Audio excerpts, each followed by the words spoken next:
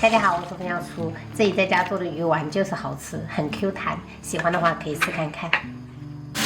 今天去市场有看到这种新鲜的这种马鲛鱼，而且很大只，打算给它用来做鱼丸，60块钱，刚好3斤。哦呦，很脏，来清洗一下。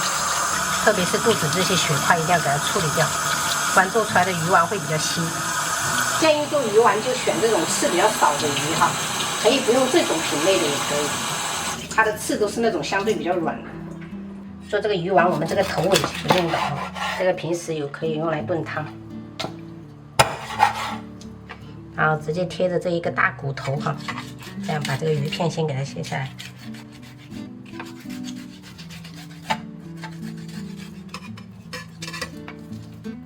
它这个刺都是软软的，所以剔的话也很好剔，后面就贴着这个大骨头剔就好。这鱼骨上面也是会有肉的哈，等一下我们就一起给它刮下来，不要浪费。接着我们准备一个铁汤匙，像这样子轻轻的刮，它鱼肉就下来了。刮这个看着还挺爽，又开始治愈自己了哈。中间这个骨头也是很好剔。800克的这个鱼肉还挺多的。调味的话，我们盐要多一点，大概3勺，多一点的白胡椒粉去腥，松茸鲜来一点。这是提前泡的葱姜水哈，水的量大概就是30克。然后我们直接调那个绞肉模式，先给它混合均匀。趁这个时间，我们就取一下冰块，加水，加到400克就可以了，因为我们才800克的那个鱼肉。接下来准备150克的这个地瓜粉，我们这个会比较粗，所以要加到这个冰水里面给它化开。那如果你们是细的话，直接加到那个绞肉机里面搅就可以了。充分像这样子化成水，我们就可以用了啊。这鱼肉我们搅打了3分钟左右，然后我们加入2个蛋清，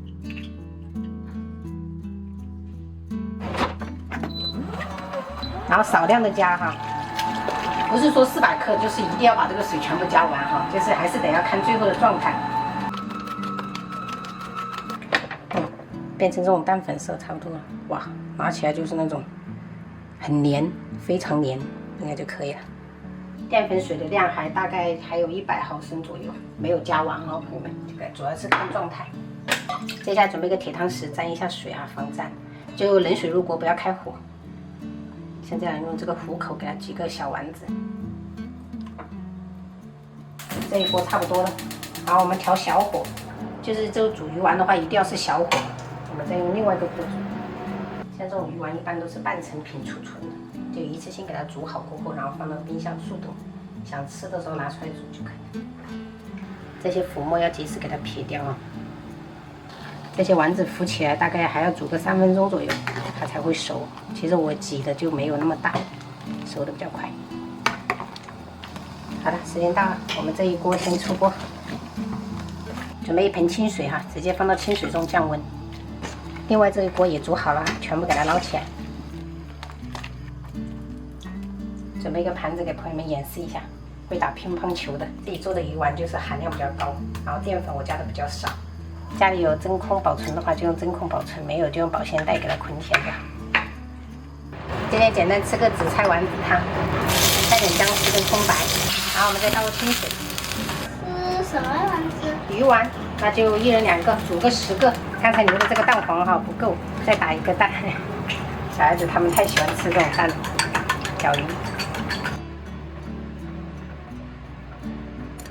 这个桶水紫菜我们家也吃了好多包了，主要是我女儿太喜欢吃这个紫菜了。